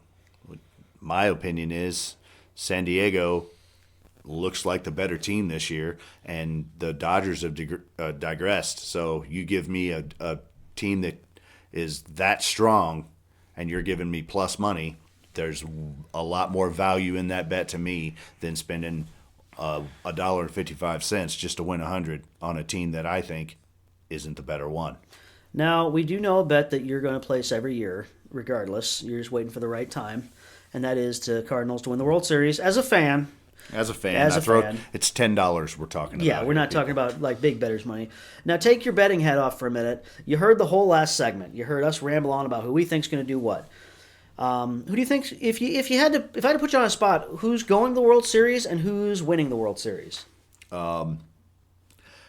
Personally, I really truly feel the same as Mark with Houston and San Diego. I think any one of the teams out of the East, either the Braves, the Phillies, or the Mets, any one of those three could surprise. There's no one from the Central. It's basically who do you think? Where's the value at on a team that could win the division? I don't think anyone's contending for a World Series or a AL or an NL title. But right now, as long as San Diego stays healthy, there is from a betting perspective, there is value all over that team to win their division, win the National League, and possibly even win the World Series. Yeah, and I don't disagree with you there. Like I said, I've kind of teased it the whole show. I made my picks because I have to make picks. That's the point of the show. I feel a lot stronger about the American League than the National League. I think Houston goes to the ALCS. I think the Yankees do beat them, but I believe it. But aside from that, everything else I kind of believe in where I have it. The National League, you could literally tell me any of those teams that I listed. I don't think anybody else is getting in from who I listed. I could be wrong, and injuries happen, and trades happen, and prospects turn into studs, and something can change. But I think it is so wide open in the National League. We've talked about the Mets, the Phillies, the Padres. Maybe the Dodgers still have it because they know how to win, even if they have fewer pieces. The Cardinals, if they have all their ifs turn into yeses. I mean, that National League is so wide open. And then there's kind of a surprise team that none of us talked about. Mark talked about it when I was on the radio. He had messaged me and said, watch out for this team. And you had kind of mentioned them we were going through before this segment off air, the over and unders for teams throughout the year. And the name that came up was the Arizona Diamondbacks. And they have a lot of really young talent.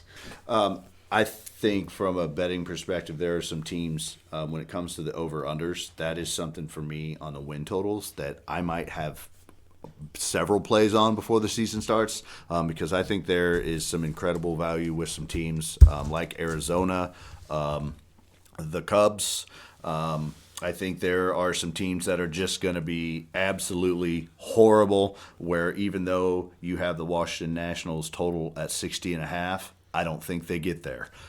So there's some interesting numbers with the over-unders on win totals and some very, very good value. I think Arizona at 75.5 is too low. I think the Cubs at 77.5 is too low. And these are numbers I was looking at before I even came over here, and some things have been reiterated to me on that some of the things I was looking at are it's also the dynamic of you're not going to have as many division games this year. So you're not going to be able to feast on the bottom feeders from your division as many games, and I think that's going to change things. So some of these bigger numbers, like some of these teams are looking at 95.5 wins as their total, 92.5, 97.5, 94.5. With them having to play a tougher schedule, a little more travel, different situations, you're not going to be able to scout some of the teams from the other divisions quite as well as you would be your own division. I think that that really is a dynamic that's going to come into play where someone can take advantage of these numbers this year because Vegas might have some things completely wrong just for the dynamic of all the games and all the teams that they're going to see played. And we're right now we're kind of swimming in the waters of, aside from like the bottom feeder teams and can they do better or worse, but we're talking about Arizona and the Cubs. Those are like, we were talking about the first ins and the first outs. So I had mentioned I think the Cubs and Milwaukee are my first teams out of the playoffs. Well, those are great teams to kind of play with. Do you think they can get over and under these win totals? Because if you're not a playoff team, you're considered a bad team. Well, that's not necessarily true. You can get some Vegas numbers where they think, oh, they're a bad team because they're not supposed to be a playoff team. No, you can have a very good team, and this is a product of the 3 wild cards instead of just the 2. Because now it really felt like last year all the teams that should be in the playoffs were in the playoffs. It didn't feel like we had one of those, by that I mean none of the teams who weren't in the playoffs felt like contenders.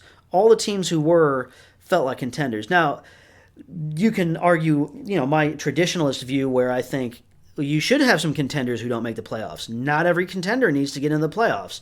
That's a different discussion. What I'm saying is all the teams that aren't in the playoffs usually aren't the quote-unquote good teams. So we're swimming in those waters of are they a good team or not? Not are they a contender or not? And then what's that over-under number? Are they going to be 500? Are they going to be better? Arizona and Chicago as a perfect example. Yeah. Do I think either of those teams are going to make the playoffs? No. Maybe throw a tiny bit of money on it because there's such a good profit margin if you think that there could be just some Cinderella flyer that they could be that good. But they may not be a bad team either. They could be a lot better than that number of 75.5. They don't need to be a playoff team to win more than 75.5 games. Well, that makes for a little bit of a short segment here, but I'm glad I've had you on. Maybe we'll talk about that. Maybe we'll get together pre-hockey playoffs or something and see what you did take heading into baseball season. The point of this episode was to talk about what we think is going to happen. And, I think you agree with a lot of what my dad and I said on our previous segment, and you're looking at a lot of different stuff. Give me something that it can be a over-under. I'm kind of putting you on the spot here. You can be one of these over-under on win totals. It can be an NCAA bet. It can be a hockey bet. Give me something that you've seen in the last few days that you're like, oh, I'm taking this. Or you know what? I know what we're going to do for your lock. We talked about this like a week or two ago. You have been playing under in the first period of hockey and over in the second period. So for Tim's money line today, this is what we're going to do as our kind of lock. Tell us what you've been playing with here. Well, honestly, I've kind of gotten a little bit away from playing the first period over and unders lately. I actually don't have one of those for today. I have several things going on with the NCAA tournament and hockey. One of the things that I wouldn't say necessarily that I'm going to call this a lock, but something to look at. The Ottawa Senators are playing at home, and they are plus 105 currently on the money line against Colorado. Colorado just played last night, and they've played 3 of the last 4 days on the road with a long road trip. I always take a look at things like that and see where my value is. You've got an Ottawa Senators team at home that is not a bad hockey team, playing against a Colorado team that's got to be dead tired. So that's my little, I guess you want to call it like a little sneaky play for the day. And the one that I actually like the most going into today that has already kicked off is Missouri at plus 1.5 against Utah State. And I really like Northwestern to take down Boise State. It's up to 2 now, but I got it at minus 1.5 last night. So what I was mentioning, well, a couple of weeks ago, he had been playing with the idea of taking under like 1.5 goals in a first period, that saying that first periods are low scoring and that the second period is high scoring, so over 1.5 in a second period. And I told him a lot of the reason for that is they switch sides of the ice in the second period, so you have what's called the long change. If you are a defender, you have to skate to the other end of the ice to get off the ice, and that causes a lot of odd man situations. And some of that worked for him, some it didn't. But what he mentioned today is that he has been taking teams that are home against a team that's been on a road trip and played a back-to-back. Colorado, the defending Stanley Cup champion, getting healthier, clearly a better team than Ottawa, but Ottawa's been they're one of those middling teams, but they're not bad. He's saying that he's been taking situations like that where you're going to get money on a team that's playing at home against what's probably a tired team. And I agree with you on the NCAA stuff. I had a hard time this year picking upsets. Like, usually you want to find some, and there are some where, I'm not talking about, the crazy bracket buster ones that no one picks, or people are doing it just to troll. I'm talking about, you have a 6 upset and a 3. I don't have a lot of that this year. I didn't really have a ton last year, and I said it last year on our show, I remember this. I don't like when I take the top-heavy teams in the bracket. They're like, oh, it's all 1, 2, 3, 4 in my Sweet 16s. But you kind of echoed this to me the other day. You didn't see a lot, at least early in the tournament, that screamed, oh, there's an upset. Well, this year is so wide open. I will be completely honest. When I went to fill out my bracket, I was going to give it more time and take a look at more things, and I didn't. I looked at it once, decided I wasn't ready yet. The next night, I was just like, here we go. And I just started picking. And I didn't really put a whole lot of thought into it. I did not pick a lot of upsets. I'm not really expecting to do very well this year because, honestly, I think any of these teams could be – it's wide open. You've got some teams that are really good. And Alabama's off-court stuff is a distraction for them. At the same time, perfect example is I had West Virginia beating Maryland. Maryland won the first game. Well, I'm down 1. Furman already took out Virginia. So I'm 0 for 2 for my first 2 picks on my bracket. Same. And, just to keep this going a little more, Aaron asked me about the first period over-unders, and honestly, I hadn't taken that close of a look at them today. But we're going to go ahead and throw out another one for you, and this is just where I look at value. You've got Boston versus Winnipeg. You've got an over-under total for the game of 6, and you're getting under 6 at plus 100. To me, that screams value because you've got Ullmark and Hollebeck, the 2 guys who know they're the front runners for the Vezina. The front runners for the Vezina staring each other down from each end of the ice. This is just my opinion, but those guys are going to want to come and have a game. So you're giving me under 6 goals at plus 100. I'm going to take that. Another one, and I'll do it right here live on the show. Since he talked about the first period over-unders, you're giving me Boston and Winnipeg under 1.5 goals at plus 100 for the first period. I'm going to take it now. Do I think that's necessarily a lock? Nope.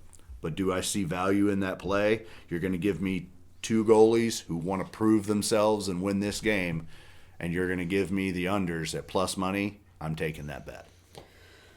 Well, that's exactly the kind of thing you were telling me about last week. And then, back to the NCAA stuff. You looked at it once over. What I've learned, I'll take stuff and then I'll look it back and be like, No, I don't know if I agree with myself from 10 minutes ago.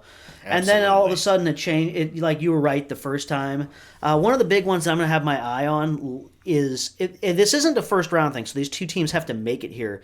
But there's a scenario where Creighton can play Baylor. It's like a 3 and a 6 eventually, I think. I've got Creighton beating Baylor. See, I originally had Creighton beating Baylor, and then I went, you know what? I think Baylor's good enough to take out Creighton. I'll be very curious if that matchup comes to fruition, if the original me was correct or the reanalyzing my bracket me was. So we'll find out. But that's all the time we have today. I want to thank Mark Strauss for joining me as usual for our baseball preview. I want to thank Tim Bradshaw for coming on and talking a little betting. I know we didn't have a ton of betting for you today. A little bit of a time crunch here for this segment, but also, like he said, it's spring training. We got a couple weeks ago. We've got a couple of World Baseball Classic games to go. We've already seen how that destroyed some predictions. So we're not going to steer you in a wrong direction quite yet. Maybe we'll recap that on our next episode, what maybe he took. But for now, thank you so much for listening. As always, this has been StraussNet Sports Radio.